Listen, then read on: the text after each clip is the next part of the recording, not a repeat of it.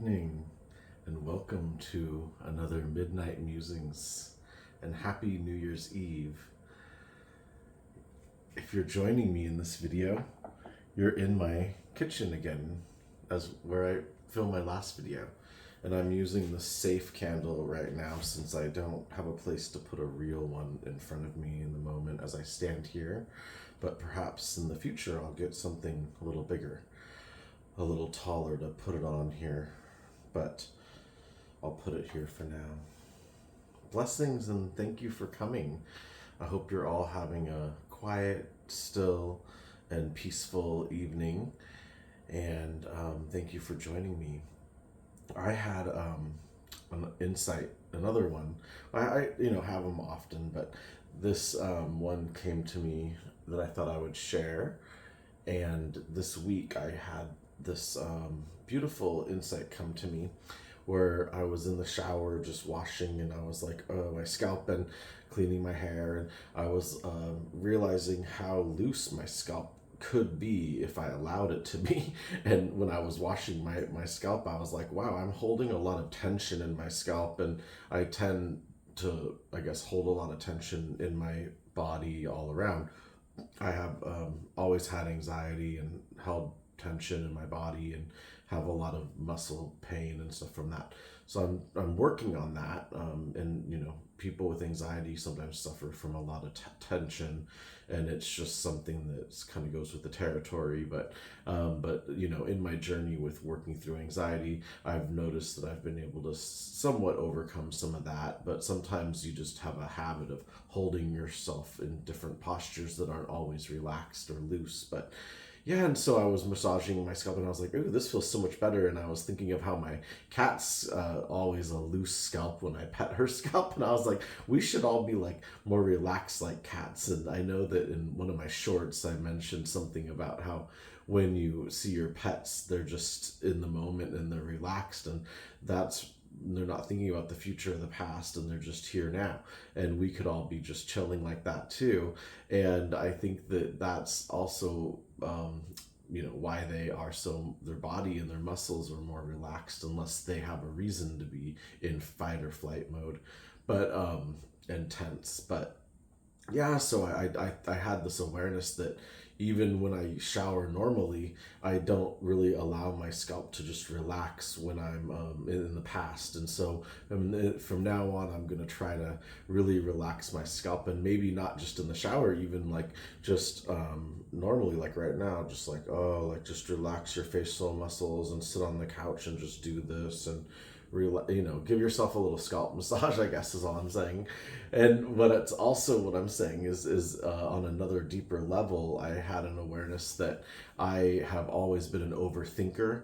And so I was like, where is this coming from? And like I was saying with the anxiety, but sometimes specifically you can overthink so hard that your brain, that your head gets tight, and also your muscles in your neck and your back can make your scalp get tight. But I really do think that if you're stressed or you're thinking about something or ruminating or worrying, it causes your face to get tighter, and you wince your eyes.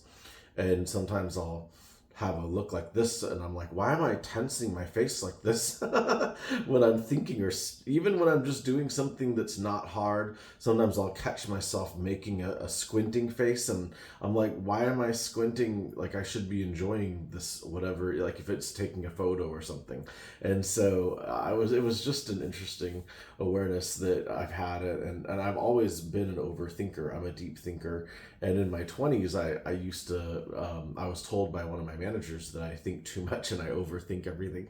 And I overanalyze things. I used to overanalyze things more, but now I don't really overanalyze because I just kind of get what's going on more or less usually. But that's taken me a while, a lot of years of maturity, wisdom and life lessons to get to this, and also spiritual awakening, where I feel now like I can kind of read between the lines a little bit easier. And so there's no point over analyzing something when you can, see its essence more clearly. But I still overanalyze because I think what it is with people that are deep thinkers or people that are empathetic or compassionate, They want to know, like, what other people, how they feel about them, or how people think, or why somebody did something that they did that was offensive or hurtful. And also, people like us who are sensitive and kind get picked on often. So then it eats at you even more so than it would, if you were somebody who was more thick skinned. But at the same time, like, I don't really believe in letting that, eat at me. So I try not to. Nowadays, I just look at it more as, well, that's too bad that they're in a place in their life where they felt the need to be, hurtful or whatever. But yeah, so I just let things roll off, and I mean, it might stick with me, and I'll overanalyze it and think about it for a day or two, and then I'm like, and I'll keep catching myself thinking, this is not serving me, and so, but processing something is necessary. You can't just escape from it. So I allow myself to process things and ruminate, rehash, rethink, but not in a toxic way anymore, because I'm observing my thoughts and I'm conscious of what I'm doing, and I see, oh, the negative chatter is kicking in again, and I remind myself, okay, let's reframe the situation. If I'm gonna keep thinking about this for the time being, I'm gonna think about why this person said that, what they said, or whatever, and I'm gonna think about it from a different perspective, and realize that, hey, maybe they were going through a hard time, that that maybe they're jealous, maybe they are just that's how they talk, or maybe that's just the way that they, maybe they're down in the dumps, I guess. And so you kind of can see it as, well, it's too bad, like I said, for them, that they're in a place where they felt the need to be hurtful, or not sensitive or whatever. And so, I mean, that's just one example, but that could make you overanalyze and wonder. And even somebody who's not real sensitive, it can really hurt your feelings. I think especially like narcissistic, or psychopath or sociopath type people who are even more insecure, because their egos at stake, and they don't want to look like a loser, or like that they weren't successful or something. But yeah, I think that even us loner type insecure, I'm not insecure as much anymore as I used to be, but even people like me who are very sensitive, and who have had to learn to be strong, and a love warrior, can still take things real hurtfully. And all I'm getting at is that I've overanalyzed my whole life, and I still do a little bit now.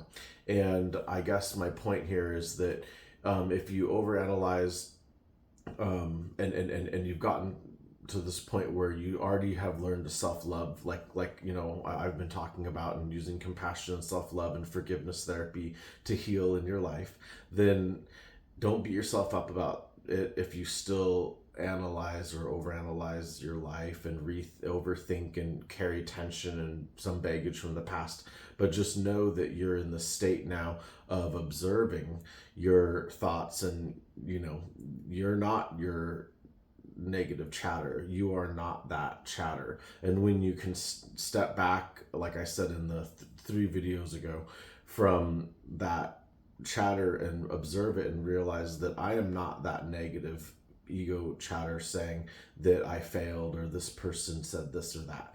You are not that.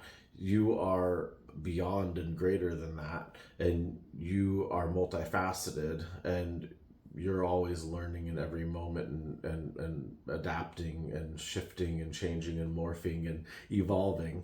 And so just remember that you're not that, and that's what frees you right there. That frees you. That's the magic moment right there, when you realize that you are not not the negative chatter. You are not the negative narratives that you've carried, that you've been looking at through these lenses that are negative your whole life, or whatever, or through this period or season in your life. And so what I do want to invite you to do now, today, is to start this new year with a wonderful new approach. And it might even take a 5 to 10 minute meditation in the morning, or just a time out before you go out into your life and make your coffee and do things. After you go to the bathroom, come back into your room, sit by your bed, and meditate for 5 minutes or 10 minutes, and maybe elevate your feet like I've been doing on the bed, like sitting in a chair and put your feet up on the bed.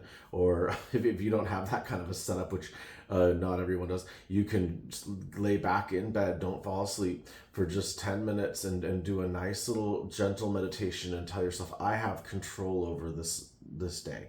I have the power and the control, and I am able to flow in the way that is in alignment with who I am as a person in each moment, and I have the ability to adapt and change and the power to make any decision I want right now in this moment to change my life. And it doesn't matter how impossible it might feel, but you do actually. Every moment is brimming with opportunity and possibilities, and so we always want to remind ourselves, and having this 5 minute to 10 minute meditation, even 20-minute, can help you feel like a clean slate for the day has been opened up. And this day can be not a Groundhog Day. This day can be new and different, and you can see something magical and wonderful today. And as a lot of you people who are watching already are in this state of awareness and awakening, spiritual awakening,